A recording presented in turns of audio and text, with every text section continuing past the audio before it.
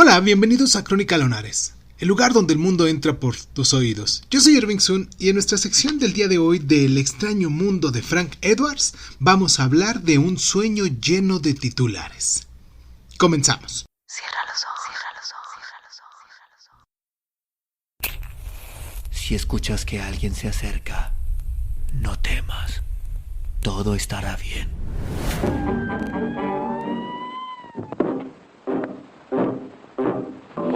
I'm going down to St.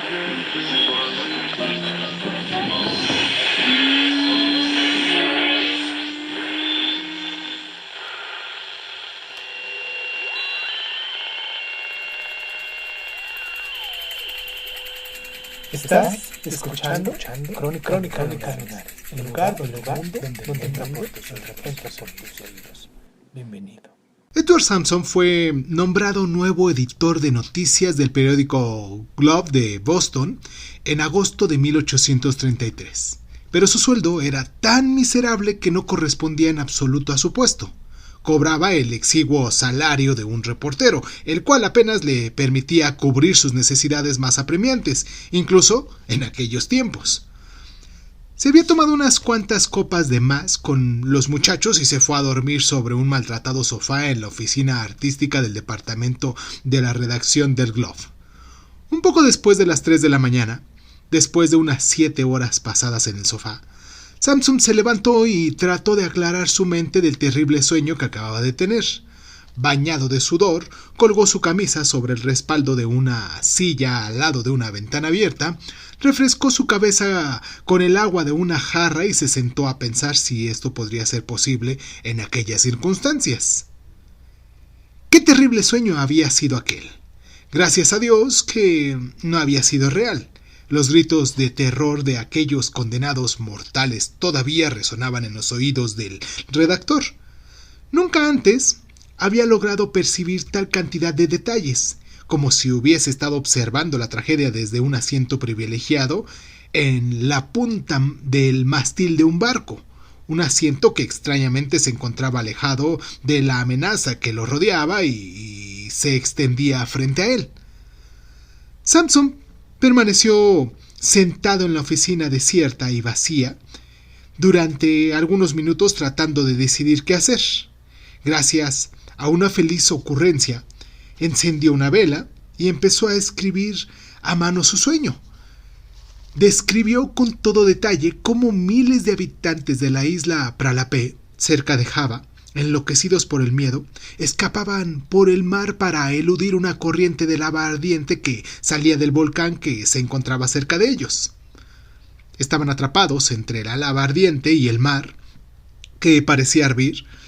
Escribió sobre otros miles que habían sido arrastrados hacia el agua por los ríos del lodo de unos 15 metros de alto, terribles ruidos y truenos cañoneados de tal manera que sacudían el mar y la tierra, barcos que habían sido envueltos y arrastrados por gigantescas olas, y finalmente, como un punto culminante de todo este cataclismo, una tremenda explosión que destruía la isla Pralapé en su totalidad, dejando solo un enorme cráter en el mar humeante que atestiguaba su paso.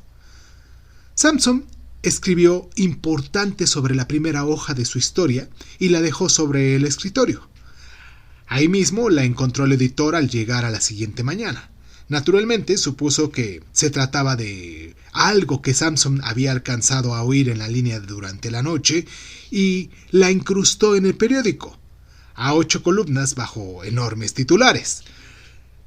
Otros periódicos oyeron de su hallazgo y le pidieron más detalles. El editor transmitió la historia por telégrafo a la prensa asociada con líneas en toda la extensión del territorio nacional y con impacto en los periódicos de Chicago, Cincinnati, Cleveland, San Francisco y en otras partes donde esta historia fue publicada en las páginas y en las primeras planas como relato de una catástrofe de proporciones sin precedentes.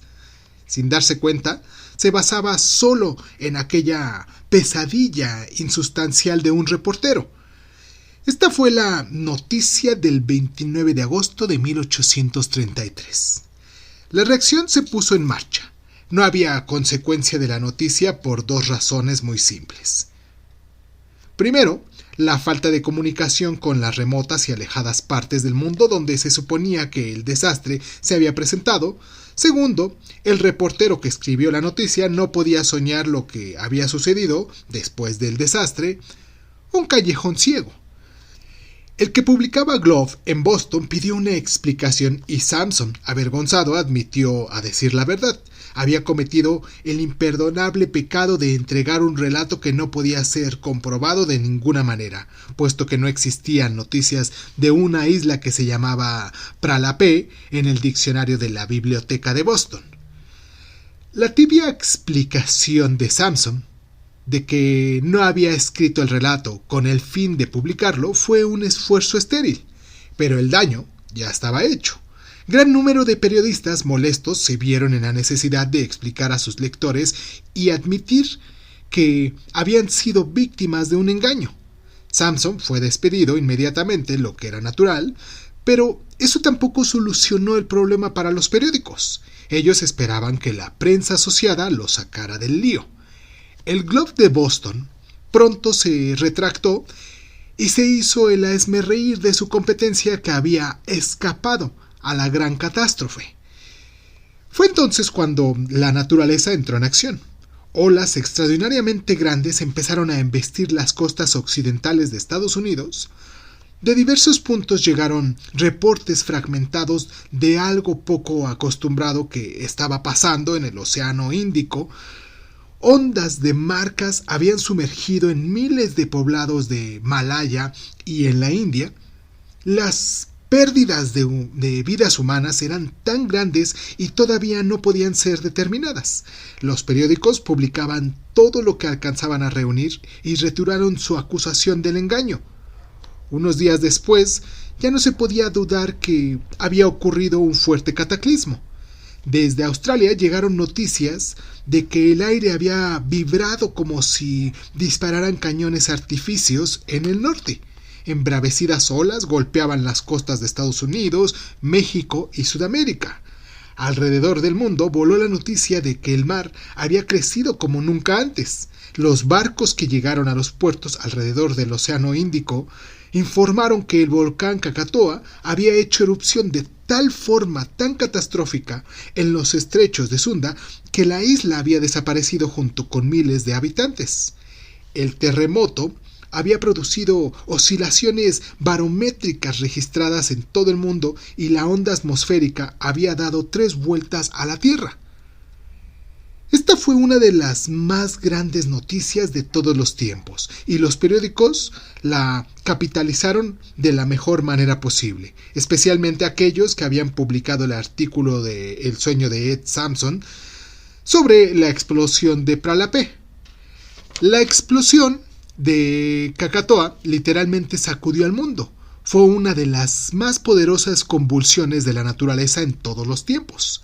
Los detalles del relato se desplegaron y el Globe arrojó su carta de disculpas al cesto de la basura, publicando en primera plana la fotografía de Sampson. Aseguraron que siempre lo había sabido, aunque se sentían inseguros de lo relacionado con su fuente de información. Krakatoa se encontraba en las primeras planas de los periódicos de todo el mundo y Sampson había vuelto a la nómina del Globe, dedicando todo su esfuerzo a la cobertura diaria de esta gran noticia. Krakatoa había empezado a temblar y vomitar humo el 27 de agosto de 1883. Explotó en pedazos al día siguiente y se hundió en las aguas hirvientes del estrecho del Sandra por la mañana del 29 de agosto. En otras palabras, los terroríficos y vívidos acontecimientos con los que Ed Sampson había soñado se efectuaron en ese mismo instante a distancia de medio globo terrestre del lugar en el que él estaba acostado sobre el sofá en la oficina del Globe. Su descripción de la pesadilla era parecida al acontecimiento, solo que con una importante excepción. Ed, por alguna inexplicable razón, había identificado a la isla condenada con el nombre de Pralapé, cuando la que había sido destruido era Krakatoa. Edward Sampson estaba muy viejo y casi ciego cuando el epitafio de su historia fue escrito. la Sociedad Holandesa de Historia, recordó su reportaje y como un recuerdo le envió un viejo mapa en el que Krakatoa estaba designada con su antiguo nombre, el que le habían dado los nativos, y que era Pralapé, un nombre que no había sido usado por casi 150 años. En los anales del periodismo, posiblemente el sueño de Ed Sampson sobre el desastre del Krakatoa sea uno de los más extraordinarios.